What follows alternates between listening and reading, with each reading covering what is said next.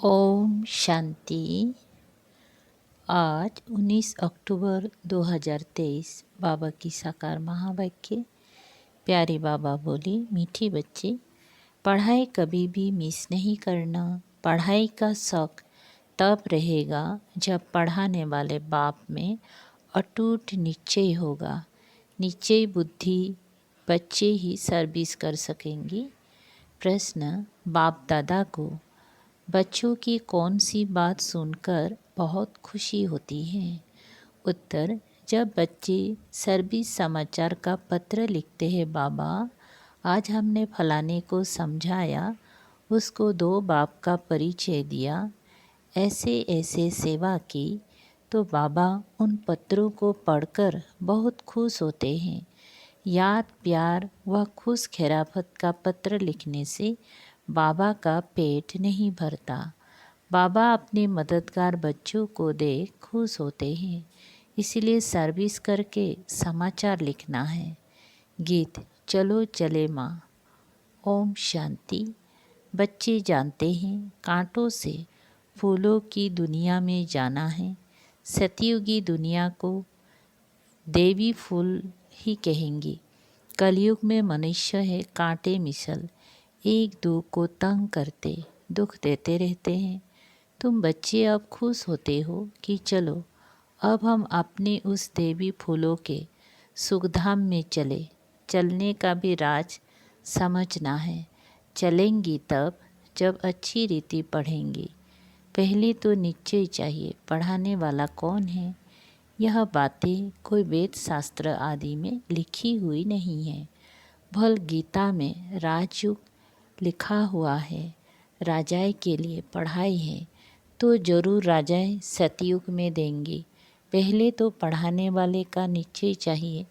ये कोई साधु संत मनुष्य तो है नहीं, ये तो है निराकार, सब आत्माओं का बाप, परम पिता परमात्मा। जिन्हों को कल्प पहले माफिक निश्चय होना होगा, उन्हों को ही होगा।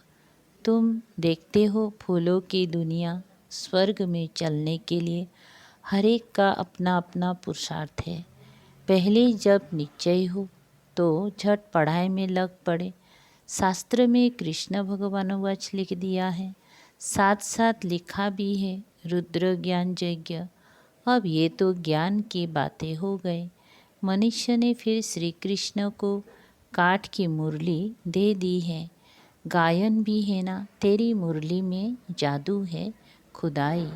अब काठ की मुरली में तो खुदाई जादू हो ना सके, वो तो मुख से मुरली बजा सकते हैं।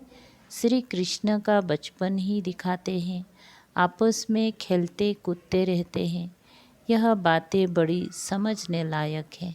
ये तो बच्चे समझ गए हैं कि ये बरोबर राजयुग है, अर्थात राजाएं प्राप्त करने की पढ़ाई कराने वाले के साथ योग। वो सम्मुख आकर पढ़ाते हैं। इसमें काठ की मुरली की कोई बात नहीं, ये बातें ही निराली हैं। ये किसी को भी पता नहीं है कि निराकार भगवान स्वयं आकर पढ़ाते हैं। श्री कृष्ण के लिए भी कहते हैं उनकी मुरली में खुदाई जादू है, तो खुदा और हो गया ना। श्री कृष्ण को खुदा नहीं कहेंगे, खुदा तो खुदा ही है। उनको ही जादूगर कहते हैं। जादूगर स्वयं आकर जादूगरी दिखाते हैं, साक्षात्कार कराते हैं, फिर भी ऊंच पद प्राप्त कराने लिए पढ़ाते हैं। मीरा ने भी बैकुंठ देखा और डांस की, परंतु वो राजयोग नहीं सीखी। राजयोग की बात कोई भी शास्त्र में नहीं है। मीरा को पढ़ाने वाला तो कोई नहीं था। मीरा का नाम भी भक्तमाला में है। ये है ज्ञान माला, रात दिन का फर्क है। तुम समझ गए हो। हम जितना ज्ञान उठाएंगी उतना ऊंच बनेंगी। बरोबर भक्तमाला भी है, उनमें भी नंबरवार है। उन्हों के नाम तो मशहूर है। ये ज्ञान कोई में भी नहीं है, तो समझाना चाहिए। ये ज्ञान देने वाला वो अथॉरिटी बाप है, जिसके लिए कहा जाता है ब्रह्मा मुख कमल से ब्राह्मण रज उन्हों को सभी वेदों शास्त्र का सार सुनाते हैं। शिव बाबा को तो शास्त्र दे ना सके क्योंकि वो तो है निराकार, तो ब्रह्मा द्वारा समझाते हैं। यह युक्ति रची है, परंतु ये सब बातें समझाने वाला वो एक है, दिखलाते भी हैं, ब्रह्मा द्वारा सार बतलाते हैं, तो जरूर समझाने वाला कोई दूसरा है ना। अभी तुम प्रैक्टिकल में देखते हो, शिव बाबा जो ज्ञान सागर है, हमारा बाबा भी है, वो सन्मुख बैठे हैं, भारत में ही आते हैं और ज़रूर कोई के शरीर में आते हैं। ये ब्रह्मा का शरीर है, प्रजापिता ब्रह्मा होना भी जरूरी है। बरोबर प्रजापिता ब्रह्मा द्वारा ही बाप आकर ब्राह्मण धर्म रचते हैं। धर्म कैसे रचा जाता है यह भी तुम जानते हो।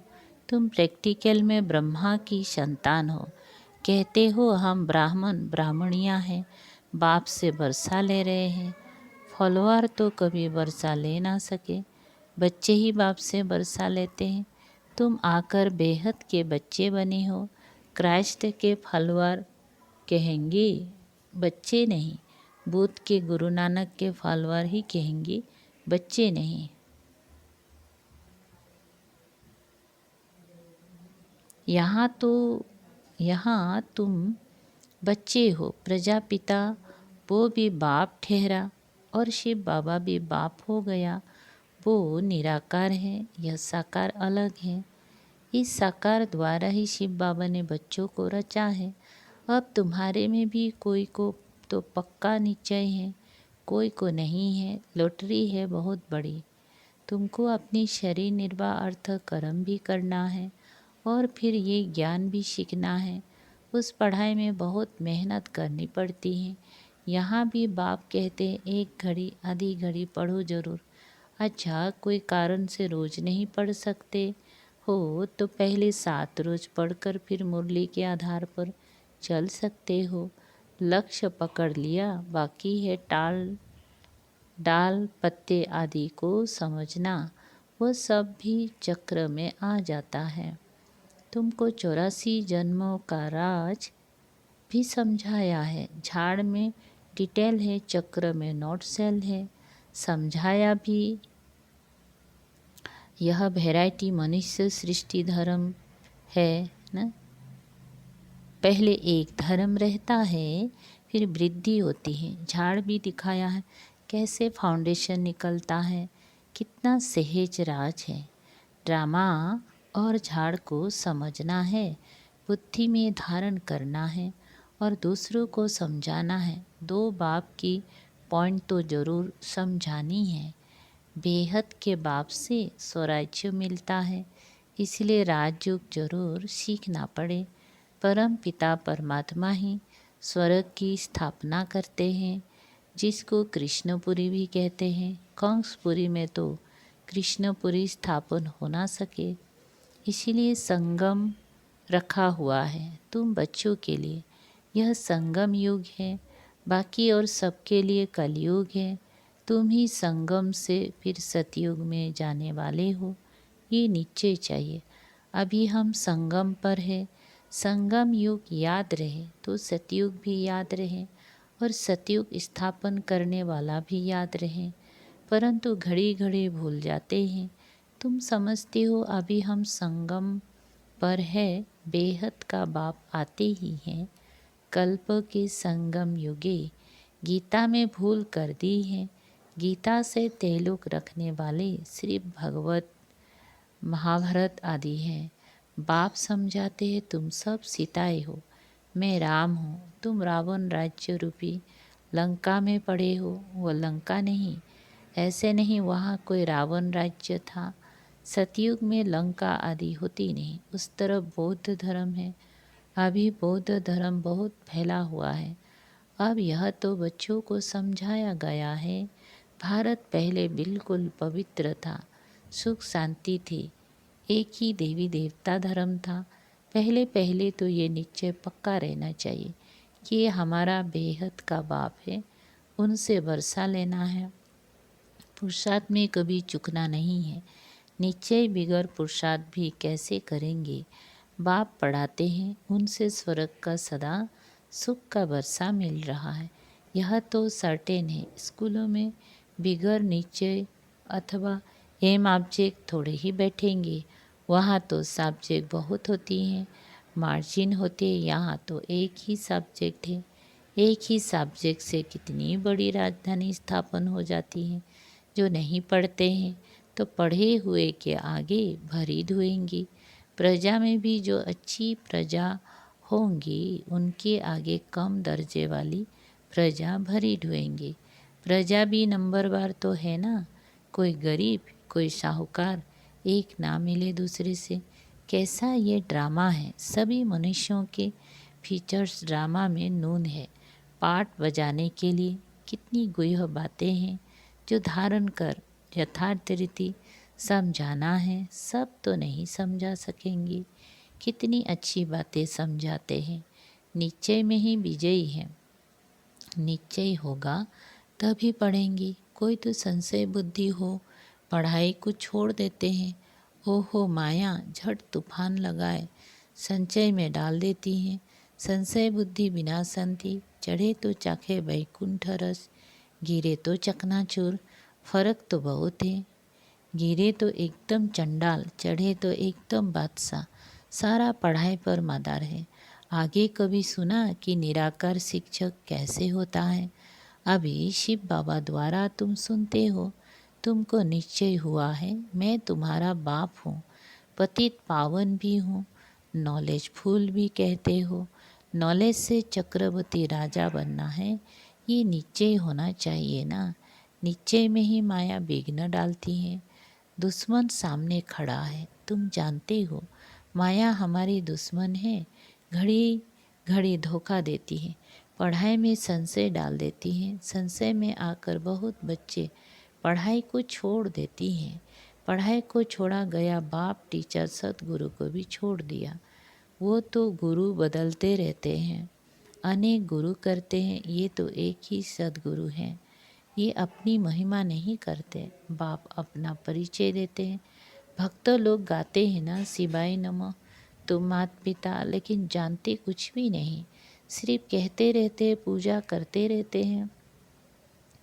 तुम अभी जान गए हो कि शिव कौन है। शिव के बाद फिर आते हैं ब्रह्मा सरस्वती, लक्ष्मी नारायण बाद में आते हैं। पहले शिव बाबा, फिर ब्रह्मा विष्णु शंकर। बाप कहते मैं पहले पहले ब्रह्मा में प्रवेश करता हूँ, इनको पहले रचता हूँ। ब्रह्मा द्वारा स्थापना, फिर ब्रह्मा ही विष्णुवन पालना करते हैं। ये सब पॉइंट नोट करनी चाहिए, फिर किसी को समझाने की कोशिश करनी चाहिए। कोई तो बहुत अच्छा समझाते हैं। बाबा की तो बात ही अलग है। कभी शिव बाबा समझाते, कभी ये भी समझाते। तुम हमेशा समझो शिव बाबा समझाते हैं। शिव बाबा को याद करने का शिव बाबा को याद करने से विक्रम विनाश होते हैं। तुम समझो शिव बाबा इन द्वारा नए नए पॉइंट सुनाते हैं, बड़ा युक्ति से समझाते हैं। तो बच्चों को समझना भी चाहिए। पहले तो निश्चय करना है। 7 रोज में भी रंग अच्छा लग सकता है, परंतु माया भी बहुत तीखी है ना। पहले पहले तो निश्चय बैठे कि बाप परम पिता परमात्मा स्वर्ग का रचयिता है, तो जरूर उसने ही राजयोग सिखाया होगा। श्री कृष्ण सिखला ना सके, उनका आना ही सतयुग में होता है। स्वर्ग का रचयिता शिव बाबा है। अगर कोई कहे श्री कृष्ण के तन में आया, परंतु श्री कृष्ण तो उस रूप में आ ना सके, उनका आना ही सतयुग में होता है। बाबा किसी के गर्भ से तो जन्म नहीं लेता, इनके तन में प्रवेश कर इनका भी परिचय देता है कि इनका नाम ब्रह्मा हमने क्यों रखा। यही शुरू से लेकर अंत तक पाठ बजाते हैं। तुम्हारे में भी बहुत अच्छे अच्छे नाम रखे थे। कितने बच्चों के नाम आए, वंडर है ना। फट से 200-250 के नाम आ गए। इतने नाम तो यहाँ कि ब्राह्मण लोग दे ना सके। संदेशी फट से नाम ले आए।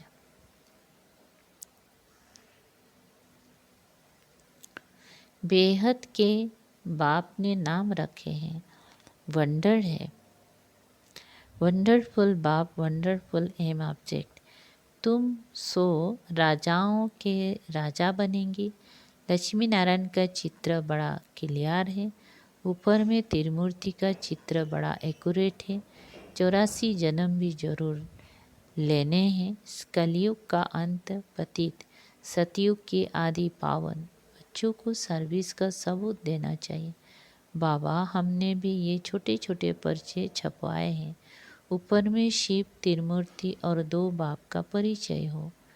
यह पॉइंट जरूर होनी चाहिए। ऐसे ऐसे पर्चे छपवाकर खूब सर्विस करके समाचार देना चाहिए, तब बाप की दिल पर चढ़ेंगी। चिट्ठी सिर्फ खुश खैरापत की नहीं, सर्विस करके समाचार लिखना है कि बाबा ये सर्विस की। सिर्फ याद प्यार लिखने से बाबा का पेट क्या भरेगा। आज फलाने को समझाया, आज पति की सर्विस की, बहुत अच्छा खुश हुआ। ऐसे ऐसे सर्विस की समाचार बाबा को लिखना है। 2 बाप की पॉइंट मुख्य है। बेहद का बाप है ही स्वर्ग का राज्य भाग्य देने वाला। तुम कितनी मीठे मीठे बच्चे हो। बाप समझाते ये सब एडाप्टेड चिल्ड्रेन है। इतने सब तो धर्म के बच्चे ही हो सकते हैं, वो धर्म के फॉलोअर्स होते हैं। यहाँ तुम बच्चे हो, बाप भी ऐसे बच्चों को देख खुश होते हैं। यह सब हमारे बच्चे हैं, अभी अंत का पाठ बजा रहे हैं। स्वर्ग की स्थापना में मदद करने के लिए मेरे साथी बने। ये है रुद्र शिव बाबा का राजस्व असमेत ज्ञान यज्ञ। शिव बाबा स्वर्ग की स्थापना कैसे करते हैं? ब्रह्मा और ब्राह्मणों द्वारा रुद्र ज्ञान यज्ञ रचते हैं, जिससे स्वर्ग की स्थापना होती है। तो जरूर ब्राह्मणों को ही यज्ञ संभालना है। अच्छा, मीठे मीठे सिकल दे।